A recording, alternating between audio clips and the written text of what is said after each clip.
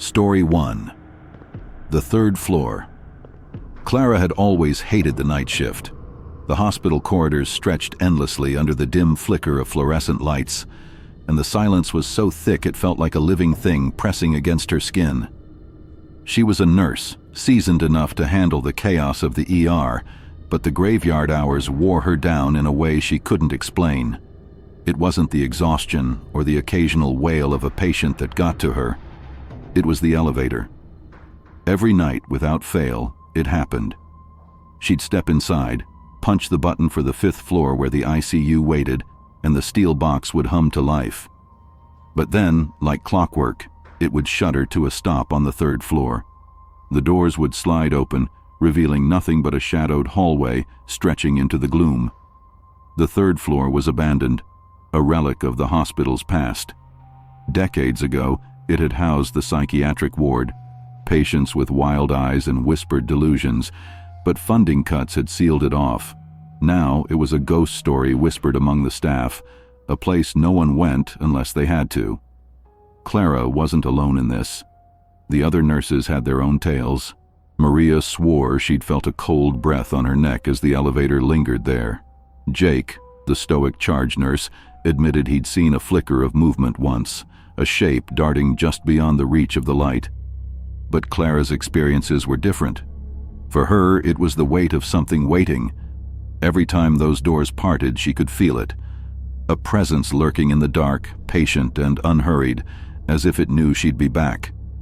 Tonight was no exception. The clock had just ticked past 2 a.m. when she stepped into the elevator, her sneakers squeaking faintly against the polished floor. She pressed the button for 5, her tired eyes fixed on the glowing panel. The doors closed with a soft thud, and the familiar hum began. She leaned against the wall, letting her mind drift to the coffee she'd grab once her rounds were done. Then came the jolt. The elevator lurched, the lights flickering briefly, and stopped. The panel blinked. 3rd floor. Clara's stomach tightened as the doors creaked open. The hallway beyond was a void. No light reached past the threshold, and the air that wafted in carried a stale, medicinal tang, like old bandages left to rot. She stood frozen, her breath shallow, waiting for the doors to close again. They didn't. Seconds stretched into eternity, and then she heard it, a whisper, soft as a sigh, drifting from the darkness. "Hello." Her heart slammed against her ribs. She jabbed the close button, her finger trembling, but the elevator didn't respond. The word hung in the air, delicate and deliberate, curling around her like smoke. She squinted into the shadows, searching for a source, but there was nothing. Just the endless stretch of linoleum and the faint outline of a doorway at the far end, barely visible in the murk. "Who's there?" she called, her voice cracking. No answer came, only the echo of her own words swallowed by the stillness.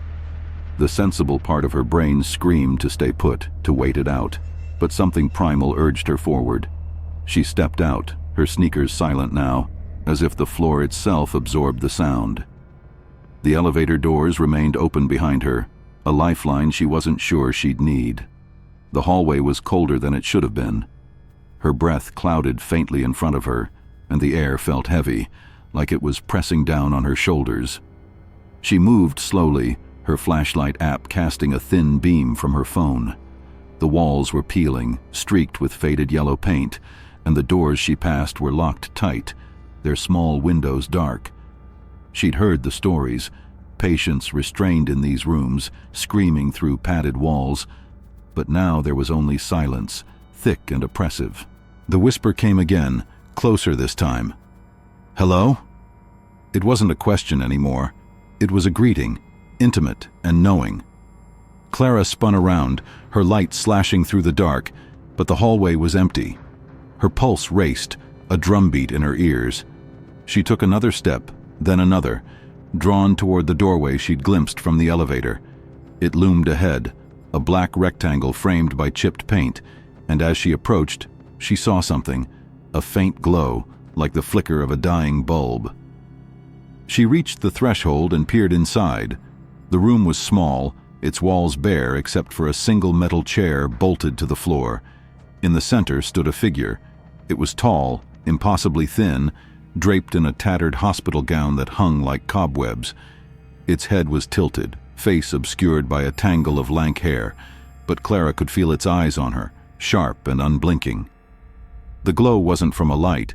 It came from the figure itself, a sickly luminescence pulsing faintly beneath its skin. "Hello?"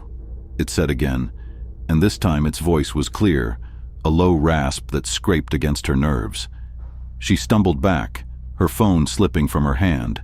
The screen hit the floor, plunging the room into near darkness, but the figure's glow remained, casting long shadows that twisted like fingers across the walls. Clara ran. Her footsteps pounded against the linoleum, the sound finally breaking through the silence. She didn't look back, didn't dare, until she reached the elevator. The doors were still open, waiting, and she threw herself inside, slamming her hand against the button for 5. The doors slid shut, agonizingly slow, and as they sealed, she thought she saw it. The figure, standing just beyond the gap, its head lifting to reveal a face that wasn't there. The elevator jolted upward, and Clara sank to the floor, her breath ragged. When it stopped at 5, she stumbled out, ignoring the curious glance from a passing orderly. She didn't tell anyone what she'd seen. Not Maria, not Jake, not even herself, in the quiet moments before sleep. But the next night, when she stepped into the elevator, she hesitated. Her finger hovered over the button, and for a moment, she swore she heard it again. A soft, insistent hello rising from the shaft below. Story 2. The Shadow of Margaret. Lila had been a nurse for 8 years, long enough to grow accustomed to the antiseptic sting in the air and the endless beep of monitors. But nothing had prepared her for Margaret. The elderly woman arrived at St. Agnes Hospital in the late fall, her frail frame swallowed by a faded hospital gown, her eyes sharp, despite the terminal cancer eating away at her. Lila was assigned to her care, and from the first day, something about Margaret unsettled her. It wasn't just the way her bony fingers gripped the bed rail or the faint wheeze that punctuated her every breath. It was the way she knew things. Margaret didn't speak much at first. She'd lie there staring out the window at the gray sky, her silver hair fanning across the pillow like spider silk. But when she did talk, her words carried weight. One rainy afternoon, as Lila adjusted her IV, Margaret turned her head and fixed her with a piercing gaze. "Your cousin," she rasped, her voice dry as old paper. "He's going to die soon. A car, I think. Watch for it." Lila froze, the needle trembling in her hand. She forced a laugh, brushing it off as the ramblings of a dying woman, but the unease stuck with her. She hadn't mentioned her family to Margaret. How could she know about Tommy? 3 days later, Tommy was gone. A drunk driver had swerved into his lane on Route 12, and the call came just as Lila finished her shift. She sat in the break room, staring at her untouched coffee, Margaret's words echoing in her skull. It could have been a coincidence, she told herself. People die in accidents every day. But then came the second prediction. It was a quiet night in the West Wing, the ward where Margaret's room sat at the end of the hall. Lila was updating charts when Margaret beckoned her closer. "The ceiling," she whispered, her eyes darting upward. "A tile's going to fall. Tomorrow, in the West Wing. Be careful, girl." Lila glanced at the cracked plaster above, dismissing it as another oddity. The hospital was old, sure, but the maintenance crew had checked it last month. She nodded politely and left, chalking it up to delirium. The next day, chaos erupted. A heavy ceiling tile in the West Wing supply closet crashed down, narrowly missing a janitor. Dust clouded the air, and the staff buzzed with nervous chatter. Lila stood frozen in the hallway, her clipboard slipping from her hands. Margaret hadn't just guessed, she'd seen it. When Lila returned to her room, the old woman offered a faint, knowing smile before slipping into a fitful sleep. Margaret passed a week later. It was peaceful, almost anticlimactic, Her breathing slowed, then stopped, and the monitor flatlined with a soft, final beep. Lila stood by her bedside, a strange mix of relief and sorrow washing over her. She'd grown oddly fond of the woman, despite the unease she stirred. As she covered Margaret's face with the sheet, she whispered, "Rest easy." But rest, it seemed, wasn't in Margaret's plans. The strangeness began the next night. Lila was on rounds when the lights in room 14, Margaret's old room, flickered. Not a quick blink, but a slow, deliberate pulse, like a heartbeat. She paused, her hand on the doorframe, peering inside. The bed was empty, freshly made, but the air felt charged, heavy with something she couldn't name. She shook it off and moved on, blaming the hospital's aging wiring. Then came the call button. It started the following shift, a sharp buzz cutting through the quiet. The board lit up. Room 14.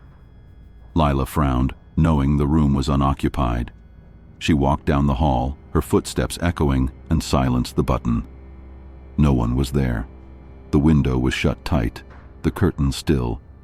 She checked the system, maybe a glitch, but it happened again an hour later, and again the next night. Each time she'd find the room empty, the air colder than it should have been. The other nurses noticed it too. Jenny swore she'd heard a faint rustling, like fabric shifting, when she passed by. Mark, the night orderly, said he'd seen the bed covers slightly rumpled one morning, though no one had touched them. Lila kept quiet about her own experiences, but the weight of Margaret's presence grew harder to ignore. One stormy night, it escalated. The rain hammered against the windows, and thunder rumbled in the distance as Lila sat at the nurse's station. The lights flickered hospital-wide, but in room 14 they flared bright, then dimmed to a sickly yellow glow. The call button buzzed incessantly, a staccato rhythm that grated on her nerves. She grabbed her flashlight and marched down the hall, determined to end it, whatever it was. The door to room 14 creaked as she pushed it open. The air inside was frigid, her breath clouding in front of her. The bed was empty, but the sheet was pulled back, as if someone had just climbed out. The call button dangled from its cord, swaying slightly, though no breeze stirred the room. Then she heard it, a soft, dry rasp, like Margaret's voice. Lila. Her name hung in the air, spoken with a tenderness that sent ice down her spine. She spun around, her flashlight beam slashing through the shadows, but the room was still.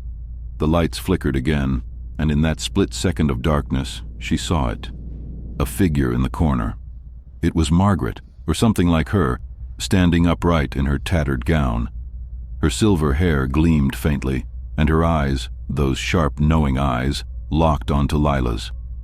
The glow returned, steady now, and with it came a smile, slow, deliberate, almost fond. Lila stumbled back, her flashlight clattering to the floor. The light snapped back on, and the figure was gone. The room was silent again, the call button still, the sheet flat. She stood there, chest heaving, trying to convince herself it was a trick of the storm, the exhaustion, anything but what she'd seen. But the chill lingered on her skin, and the echo of her name refused to fade. She didn't tell anyone, not Jenny, not Mark, not even herself in the mirror the next morning.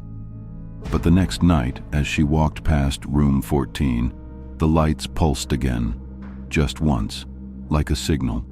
She kept walking, her pace quickening, but a part of her knew Margaret wasn't done. The predictions, the warnings, they'd been a prelude. Whatever lingered in that room had claimed it, and Lila as its witness. Days turned to weeks, and the occurrences stretched beyond room 14. A tray of instruments clattered to the floor in the West Wing one night, with no one near it. A patient in room 12 complained of an old woman watching her from the doorway, though the hall was empty when Lila checked. The staff whispered about a haunting, but Lila stayed silent, carrying the weight of Margaret's gaze in every shadow. One evening, as she clocked out, she paused by the hospital's main entrance. The sky was clear, the air crisp with winter's approach. She glanced back at the building, its windows dark except for one, a faint yellow glow in room 14. Her phone buzzed in her pocket, and when she looked, it was a text from an unknown number. "Be careful, girl." The words stared up at her, dry and familiar, and in the distance, she swore she heard that rasping voice whisper her name once more. Story 3. The Haunting of Room 112. St. Mary's Hospital had stood on the edge of town for over a century. Its gray walls, darkened by time, had witnessed birth and death, joy and despair. But among the staff, there were whispers about a room that no one dared mention aloud. Room 112. It wasn't just a ward with peeling paint and outdated equipment. It was a place where the air felt heavier and the shadows seemed alive. Many years ago, a man died in that room. His name was John Peterson, though the exact details had long faded from memory. He had been admitted with a routine case of appendicitis, nothing unusual. But at 3:15 in the morning, he was found dead, alone with his eyes wide open and a look of terror frozen on his face. The cause of death remained a mystery. No heart attack, no hemorrhage, no signs of struggle. Just a cold, lifeless body, as if he had seen something that stole his life away. The room was cleaned, the bed remade, and a new patient assigned. But something from that night lingered, seeping into the walls like an invisible stain. Nurse Emily had worked at the hospital for 12 years. She didn't believe in ghost stories, but even she felt uneasy in room 112. It always started with the smell. Every night, at exactly 3:15 in the morning, a foul odor filled the air, pungent, nauseating, like a mix of decay and rusted metal. It wasn't the usual hospital scent of disinfectant or sickness. It was something alien, something that made her stomach churn.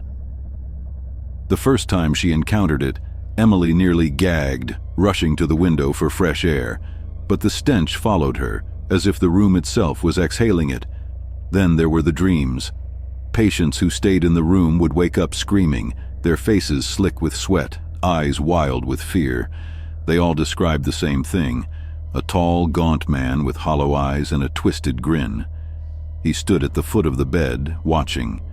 One elderly woman, recovering from surgery, begged to be moved to another room. "He's waiting for me," she whispered, clutching Emily's hand with trembling fingers. Emily blamed the painkillers, but the terror in the woman's voice was too real. The nurses felt it too. In room 112, the air was thick, oppressive, especially at night.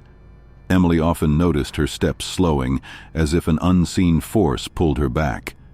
Sometimes she heard rustling, soft, like someone shuffling across the floor or whispering incoherently, and the shadows. They moved. Fleeting, just at the edge of her vision, but she saw them stretch across the walls, even when the lights were on. But everything changed when they moved Mr. Thompson into room 112. He was in his 50s, a sturdy man recovering from heart surgery. In the ICU, he had joked with the doctors, but within hours of being in that room, something shifted. His skin turned sallow, his eyes sank, and his pulse became erratic. Emily checked on him more frequently, her unease growing with each visit. He sat in silence, staring at the corner where the shadows gathered thickest. On the third night, she found him sitting up in bed. His hands clutched the blanket, his breathing ragged. "He was here," he croaked, his eyes wide as he stared at Emily. Her heart pounded as she leaned closer. "Who?" she asked, though deep down she already knew. Mr. Thompson swallowed hard, his voice trembling. "The one who died. He hasn't left. He's waiting." The words hung in the air, cold and heavy. Emily tried to soothe him, to convince him it was just a dream, but the fear in his eyes spoke for itself. The next morning, Mr. Thompson insisted on being transferred to another hospital. His hands shook as he signed the papers, his voice cracking as he repeated that he wouldn't stay a minute longer. Emily watched him leave, a knot of dread tightening in her chest. Something was wrong, and it couldn't be explained by fatigue or hospital routine. That night, Emily volunteered for the late shift. She felt drawn to room 112, as if it were a challenge she couldn't ignore. As the clock ticked closer to 3:15, the air grew colder. The hallway light flickered, and Emily paused at the door, her hand trembling on the knob. She pushed it open, the hinges creaking, and stepped inside. The smell hit her instantly, thick, suffocating, like the breath of a grave. Emily covered her nose with her sleeve, but the stench seeped through. The room was dark, save for the faint glow of the monitor by the bed. The bed was empty, the sheets smooth, but the sense of something being there was palpable. It pressed against her chest, making her breath shallow. Suddenly there was a rustle, soft but distinct, as if someone had shifted on the bed. Emily froze, her gaze snapping to the sheets. They were moving, slowly, as if something beneath them was rising. She blinked, trying to convince herself it was a trick of the light, but the movement continued. The shadows in the corner thickened, stretching toward the bed, and for a moment she thought she saw a figure, a tall, thin man, his face hidden in darkness. Her heart raced, blood roaring in her ears. She stumbled back, fumbling for the light switch. The overhead light flared on, harsh and cold, and the room snapped back to normal. The bed was still, the shadows gone, but the smell lingered, as did the feeling of being watched. She didn't stay. Closing the door behind her, Emily hurried down the hall, not looking back. The next day, she requested a transfer to another ward.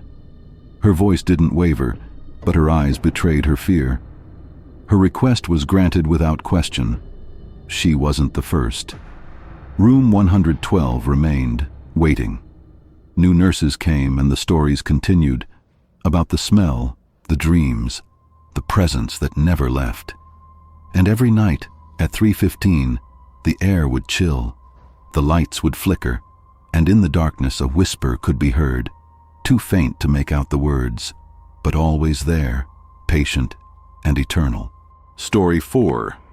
The Silent Call. It was a quiet night at Mercy General Hospital, the kind of stillness that settled over the building after midnight. The corridors, usually buzzing with activity during the day, were now hushed, interrupted only by the soft hum of medical equipment and the occasional rustle of a nurse's uniform. Emily Carter, a nurse with 12 years of experience, sat at the nurse's station, her pen scratching across a patient chart. The clock on the wall read 1:45 in the morning, its hands ticking slowly toward the end of her shift. The phone rang suddenly, its sharp tone slicing through the silence like a knife. Emily glanced at the caller ID, an internal line, but the extension number was blank. Frowning, she lifted the receiver to her ear. "Nurse's station, Emily speaking," she said, her voice steady despite the late hour. Nothing. No response, no breathing, just an empty silence that seemed to stretch endlessly. "Hello?" She tried again, her brow furrowing. Still nothing. After a few seconds, she hung up, chalking it up to a glitch or a wrong number.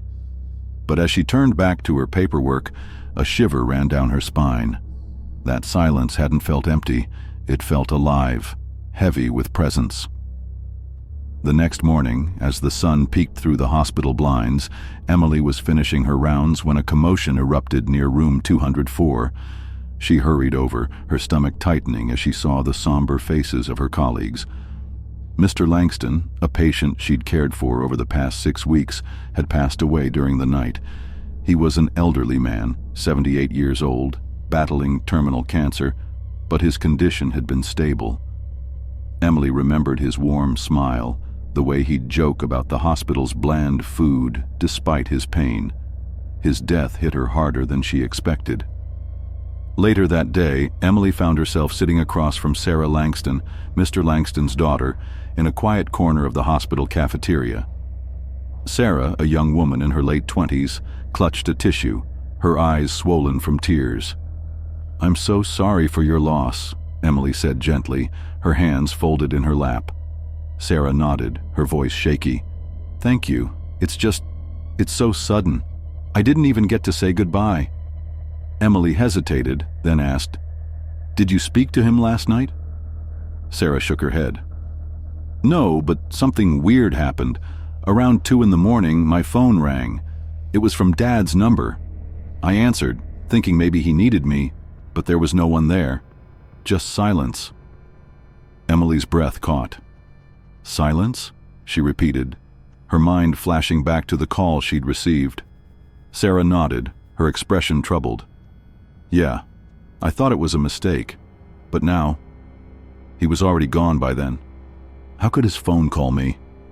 The coincidence gnawed at Emily as she drove home that evening, the city streets blurring past her windshield. 2 calls, both silent, both around 2 in the morning, both tied to Mr. Langston's death. It couldn't be random, could it? Over the next few weeks, whispers began to circulate among the hospital staff. During a late-night break in the staff room, Nurse Jenkins, a burly man with 15 years on the job, leaned across the table toward Emily. "You know that call you got? I've had one too," he said, his voice low. "The night Mrs. Peterson passed, 2:30 in the morning, silent as a grave. I didn't think much of it until I heard about Mr. Langston." Nurse Ramirez, a younger woman with a sharp wit, nodded from her seat. "Same here. Mr. Thompson, 3 weeks ago. I got a call from his room at 1:15, but when I answered, nothing. He was gone by morning. It felt like he was trying to reach out." The stories piled up, each one eerier than the last. The hospital administration, led by Dr. Harris, a stern man in his 50s, called a meeting to address the rumors. "I've heard the chatter," he said, his tone clipped. "But let's not lose our heads. These are technical glitches, nothing more. We've got a hospital to run. Don't let superstition distract you." Emily bit her lip, unconvinced. Glitches didn't explain the timing, the pattern. Determined to find answers, Emily dug deeper. She spent an evening poring over the hospital's phone logs, but the records showed nothing unusual. No outgoing calls from Mr. Langston's room, no trace of the mysterious internal line. She even cornered Mike from IT in the break room. "Could the system malfunction like that?" she asked. Mike shrugged, chewing on a sandwich. "Not likely. It's all digital. Pretty reliable. Maybe it's just coincidence." But Emily couldn't let it go. The hospital felt different now, its quiet nights laced with an undercurrent of unease. She started noticing things, the way the fluorescent lights flickered in the halls, the faint echoes of footsteps when no one was there. One night, as she walked past room 112, its door slightly ajar, she felt a cold draft brush her skin, though the windows were sealed tight. Then it happened again. She was alone at the nurse's station, the clock ticking toward 2 in the morning, when the phone rang. The caller ID read, "Room 305, Mrs. Jenkins, a frail woman with terminal cancer." Emily's heart pounded as she picked up. "Hello?" Silence.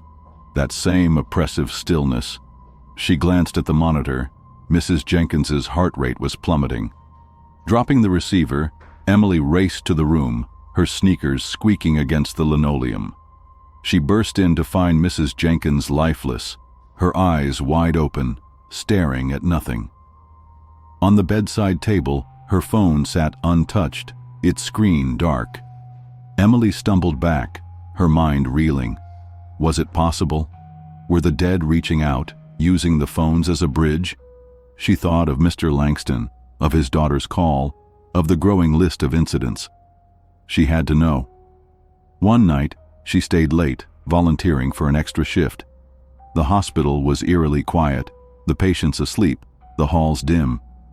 She sat at the nurse's station, staring at the phone, willing it to ring. At exactly 2 in the morning it did. Her hand hovered over the receiver before she picked it up. "Who is this?" she asked, her voice firm despite the tremor in her chest. Silence. But this time, she held on, listening.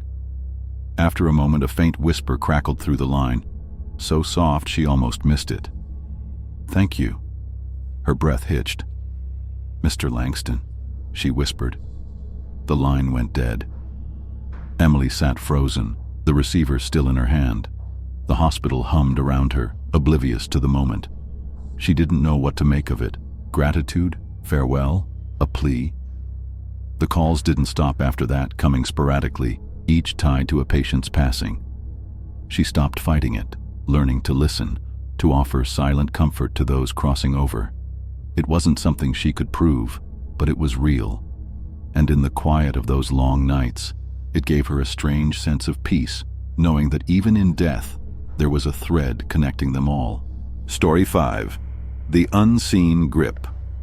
It was a quiet night at St. Agnes Hospital, the kind of stillness that made every creak and whisper seem amplified. Nurse Emily Carter had worked the night shift for 12 years, long enough to grow accustomed to the hospital's nocturnal rhythms, the soft hum of machines, the occasional murmur of a patient, the distant footsteps of a colleague on rounds. But lately, an unsettling feeling had crept into her routine, centered around room 304. In that room lay Mr. John Doe, a coma patient admitted 6 weeks ago after a car accident. His identity remained a mystery, as did the cause of his condition. Despite the best efforts of the medical team, he showed no signs of waking. Emily had cared for many coma patients over the years, but something about Mr. Doe felt different. It wasn't just the anonymity or the severity of his injuries. It was the way the air in his room seemed to thicken, as if the space itself was holding its breath. It started with a single bruise on his left forearm, faint at first, like a shadow beneath the skin. Emily noticed it during her rounds one evening, her trained eye catching the discoloration as she adjusted his IV line. She frowned, checking his chart for any mention of injury or treatment that could explain it. Nothing. The bruise looked fresh, as if someone had gripped his arm with force.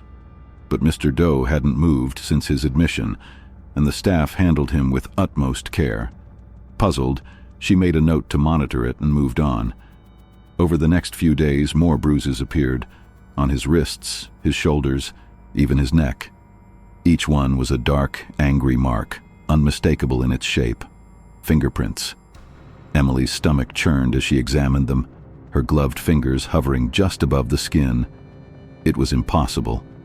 No one had been in the room long enough to cause such injuries, and certainly not with the force these bruises suggested. She reported it to Dr. Harris, the attending physician, who examined the marks with a furrowed brow.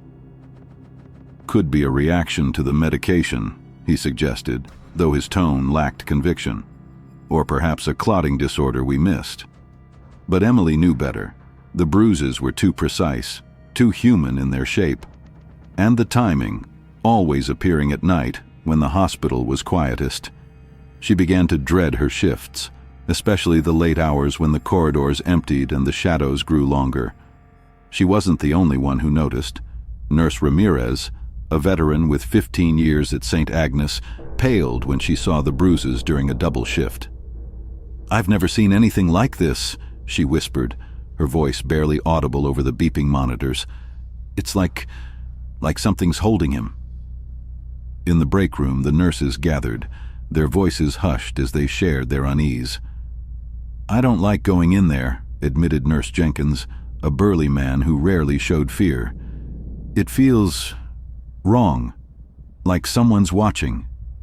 Emily nodded, her own experiences mirroring his. Every time she entered room 304, a chill ran down her spine, and the air felt thick, oppressive. The fluorescent lights flickered more often in that part of the ward, and the temperature seemed to drop by degrees, though the thermostat remained unchanged. Determined to find a logical explanation, Emily decided to dig deeper. She pulled Mr. Doe's file, searching for any clue that might shed light on the phenomenon. The police report from the accident was sparse, a single car crash on a deserted road, no witnesses. Mr. Doe had been found unconscious, his car wrapped around a tree. But there was something else, a note in the margin, scribbled by the admitting nurse. Patient muttering incoherently upon arrival, words unclear. Her curiosity piqued, Emily began spending more time in room 304, observing, listening. One night, as she adjusted his IV, she thought she heard a whisper, faint and raspy, like dry leaves brushing against each other. She leaned closer, her heart pounding. "Help! Me!" The words were barely audible, but they sent a jolt through her. She glanced at Mr. Doe's face, but his expression remained unchanged, his eyes closed, his breathing steady. It was during one of these vigils that she saw it. Mr. Doe's hand twitched, not the random spasm of a coma patient, but a deliberate movement. His fingers curled slowly, as if gripping an invisible object. Emily stared, transfixed, as the bruises on his wrist darkened, the skin turning a deep purple. She reached out instinctively, her hand hovering over his, but stopped herself. What could she do? There was nothing there, nothing visible at least. The next day she approached Mr. Doe's sister, Margaret, a woman in her 50s who visited sporadically. Margaret sat by his bed, her face etched with worry, her fingers tracing the edge of the blanket. Emily hesitated, then asked, "Has your brother ever mentioned anything unusual before the accident?" Margaret shook her head, her eyes never leaving her brother's face. John was always private, but he did say something strange the last time we spoke. He said he felt like he was being followed, like something was after him. Emily's blood ran cold. "Did he say what?" "No," Margaret replied, her voice trembling. "He just seemed scared. I thought he was overworked, stressed. Now, I don't know." The revelation hung in the air, heavy with implication. Emily couldn't shake the feeling that something had followed Mr. Doe into room 304. The bruises, the whispers, the oppressive atmosphere, it all pointed to a presence beyond the physical, something that had latched onto him and refused to let go. One night, as the clock struck 3, Emily stood outside room 304, steeling herself. She pushed the door open, the hinges creaking softly. The room was dark, save for the glow of the monitors casting long shadows across the floor. Mr. Doe lay still, his chest rising and falling rhythmically, but the air felt charged, electric, as if the room itself was waiting. Then, a shadow moved in the corner of her eye. She turned, but nothing was there. Her breath quickened. Suddenly, Mr. Doe's hand shot up, his fingers clenching around an unseen force. The bruises on his arm pulsed, darkening to an almost black hue. Emily gasped, backing away. "Who's there?" she demanded, her voice shaking. Silence answered her, but the air grew colder, and the shadows seemed to deepen, stretching toward the bed like fingers. She fumbled for the light switch, her hands trembling, and when the overhead light flared on, the room snapped back to normal. Mr. Doe's hand lay limp at his side, the bruises unchanged. Emily knew she couldn't ignore it any longer.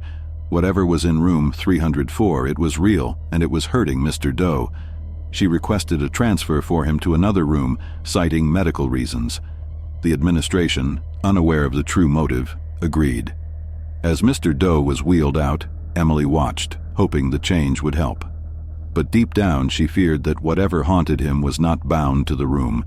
It was bound to him. Days passed, and in his new room, the bruises stopped appearing. The staff breathed a collective sigh of relief, but Emily remained vigilant. She couldn't forget the whisper, the plea for help. And sometimes, in the quiet of the night, she thought she heard footsteps echoing from room 304, though it stood empty, its door closed.